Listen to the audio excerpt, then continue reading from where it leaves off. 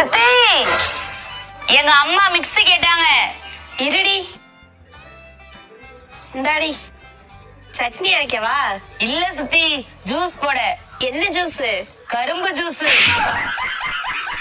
பொங்கல் கரும்புலாம் மீண்டு போய் கிடக்கு சித்தி. மிக்ஸியை குடுடி. அவளை எறும்பு புத்துல உட்கார வச்சு கரும்பால சாத்துடி.